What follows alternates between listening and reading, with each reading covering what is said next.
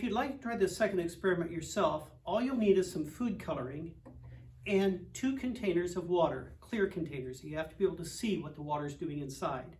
And I have the exact same amount of water in each cup, but there's a difference. This is hot water and this is cold water. This was chilled in the refrigerator. This came out of my tap, set on maximum heat. So this is as hot as my faucet could get it, and this was put in my refrigerator to get it nice and cold. This is ice water.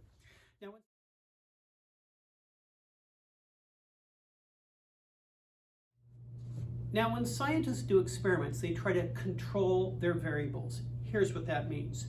Control means they literally take control of the different things that can change in the experiment.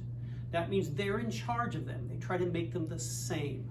And variables are anything that could change, because I could change the amount of water in these 2, but they're exactly the same amount of water. I've controlled that.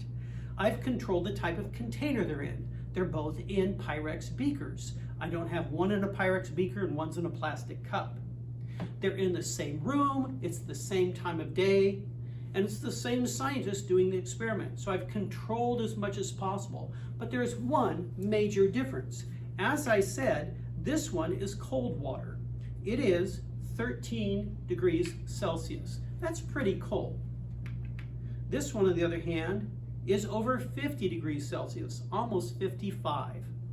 Now what I'm going to do is this. I'm going to put a drop of food coloring in each one, and then we're going to watch what happens over time. So the only thing different in these 2 samples is the temperature of the water. And we're going to observe what effect that has on the outcome of how this food coloring spreads through the water.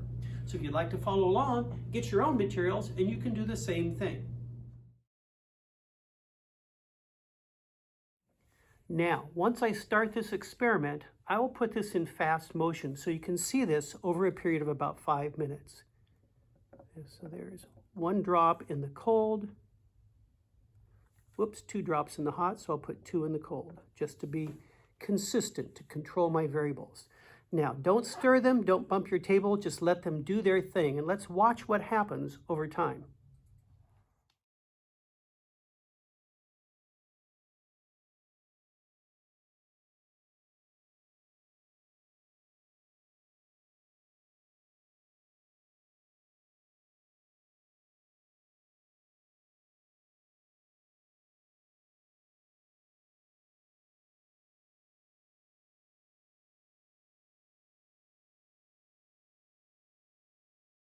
Now notice how the blue food coloring has really infiltrated or dispersed in the hot water compared to the cold. There's still some places in the cold where the blue food coloring has not saturated it.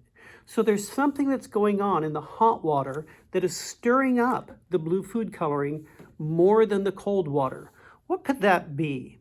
It might be a good time to do some research and see if you can find out why the cold water doesn't disperse the blue food coloring as quickly as the hot water does. It turns out that water, of course, is made of molecules. Perhaps you've heard of H2O, a hydrogen, another hydrogen, and an oxygen molecule, H2O. Well, those molecules move around, they vibrate. And in cold water, they vibrate a little bit. But in hot water, they vibrate and move around a lot. So in the hot water, we have fast-moving molecules compared to the cold water. So it's kind of like putting a spoon in there and stirring the cold water very slowly with a little tiny spoon, the size of a molecule. But in the hot water, stirring it very, very quickly. So of course the blue food coloring would saturate the hot water faster than the cold. And it turns out that temperature is not how hot or cold something is like we typically think of it. It's a measure of how fast molecules are vibrating. Fast molecules vibrating feel hot to our skin, and cold molecules feel colder, or slow-moving molecules feel colder. Now, when we did the experiment with the cups, think about it. I put my finger in cold water. Those were slow-moving molecules, and they slowed down the molecules of blood inside my finger. But then when I put it in the room temperature, those molecules were moving faster than the molecules in my finger, so it felt warm. But when I put my finger in the hot water with fast-moving molecules, the molecules in my finger started moving faster as well as they heated up. And when I put them in that room temperature water, those were slower molecules than the ones in my finger, and it felt cold, even though it was the same cup of water. So when we feel hot or cold, what we're feeling is a difference in the speed at which those molecules are moving.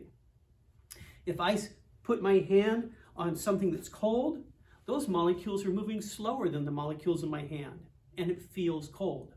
But if I put it on something warmer, where the molecules are moving faster than the molecules in my hand, it feels warm or hot to my skin. So that explains why things feel hot and cold. Maybe you've had a time where you went from a swimming pool to a hot tub, and from a hot tub to a swimming pool. And the swimming pool might have felt fine initially, but when you went back in after the hot tub, it didn't. Because now the molecules in your body have started to move quickly from that hot tub. And you get in the pool where they're moving much, much slower, and your body doesn't like that sudden change. So that's the reason that happens to us, why we sometimes get tricked about what is hot and what is cold. But why did the paper and the carpet and the plastic and the metal feel different to me? Well, it has to do with something called thermal conductivity, how well something can transfer the rate of its molecules to me. Metals are very good at thermal transfer. Paper, fabric, clothing, things like that aren't. In fact, if it's cold outside, I put on layers of clothing so that cold cannot be transferred to my body. I would not want to put a suit of metal armor on my body on a cold day, because it would transfer the cold very quickly to my body. So when you're barefoot and you step on carpet, carpet doesn't transfer heat very well or cold, so it doesn't feel that bad to you. But if you then step on a tile floor, it feels very cold to your feet, because tile transfers the heat out of your foot very quickly, and carpet transfers it very slowly. The metal table leg is about 70 degrees in this room, in Fahrenheit. It's room temperature. I'm 98.6 degrees. So when I feel that metal, it's colder than I am. And the metal transfers heat out of my hand, so my hand then feels cold. On the other hand, if I touch the fabric of the rug, it doesn't transfer the heat out of my hand very quickly, even though it is also 70 degrees, just like the table leg. So when things feel hot or cold, it comes down to two things. How different is it compared to the molecules in my skin? You know, when I go from the hot tub to the swimming pool, that's a big difference. And the other is, what is that surface doing in regards to thermal conductivity? If it's metal, or if it's tile or glass, a glass window might feel very cold at the touch because it's transferring the heat out of my hand very efficiently. But things that insulate, like carpet and clothing, they transfer very slowly. It's called thermal conductivity. So next week, we're going to continue with some more experiments involving heat and temperature.